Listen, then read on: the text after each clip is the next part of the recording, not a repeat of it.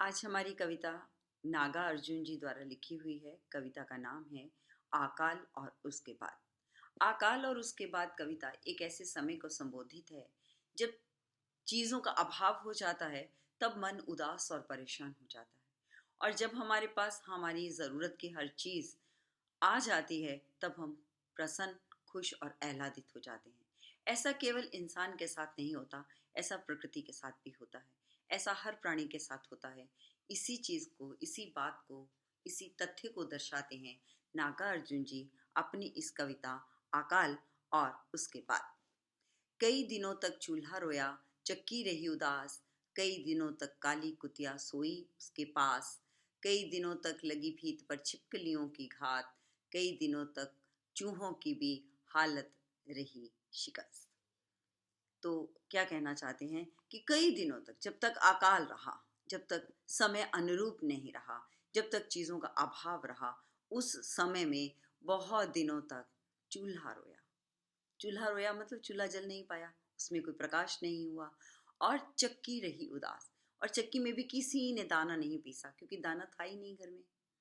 दाना नहीं था, इसलिए चक्की नहीं चली, चक्की उदास हुई। दाना पिसा नहीं, रोटी नहीं पकी, चूल्हा नहीं जला। कई दिनों तक कानी कुतिया सोई उनके पास। अब वो उसके पास गई, सो गई, बैठ गई, कोई खाने को नहीं मिला। कोई इधर उधर पूंछ हिलाती हुई कहीं नहीं गई, कोई खुशबू नहीं आई जिसको सूंघ कर वो कहीं चली जाती। और उनके पास केवल इसीलिए बैठी रही कि अगर अन्न आया तो सबसे पहले चक्की के पास आएगा या चूल्हे के पास आएगा।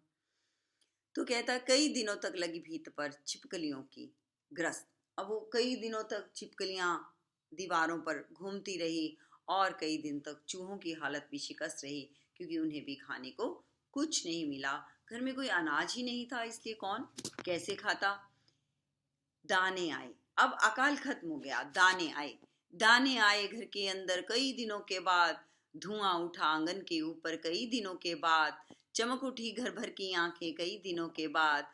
कौवे ने खुजलाई पंखें कई दिनों के बाद। अब देखो, कई दिनों के बाद पहले वाले पद्य में कवि पहले बोलता कई दिनों, क्या कहता है, कई दिनों तक चूल्हा रोया। अब कई दिनों तक पहले क्यों? क्योंकि जो अकाल का समय है, जो अभाव का समय है, वो बहुत लंबा लगता है। और जब सब कुछ पास आ जाता है, तब लगता है बहुत दिनों बाद मिले, पर बहुत अच्छा लग रहा है। तो वही कहता है, घर दाने आए घर के अंदर कई दिनों के बाद, बहुत दिनों बाद घर में दाने आए। और जैसे ही दाने आए, धुआं उठा, अर्थात चूल्हा जल उठा। और आंगन के ऊपर धुआं आंगन से ऊपर उठने लगा।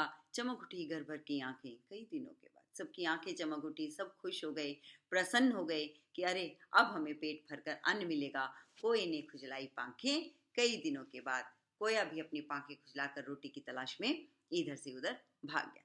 कहने का अभिप्राय ये है कि जब व्यक्ति को कोई चीज मिला, हमारी यहाँ कौवे ने खुजलाई पांखी का मतलब है कि हमारी संस्कृति है कि हम पहली रोटी गाय के निकालते हैं, दूसरी रोटी कुत्ते की, तीसरी रोटी कौवे की, ऐसे करके हम रोटियां निकालते हैं और हम इन पक्षियों और प्राणियों को डाल देते हैं। तो इस कविता का अंतरिम विषय यही है कि अभाव में हम उदास होते हैं और भाव में, पूर्ति में हम प्रसन्न और आह्लादित हो जाते हैं। चाहे वो खुशी कई दिनों बाद आए या गम कई दिनों में चला जाए। कई दिनों के बाद, अकाल और उसके बाद।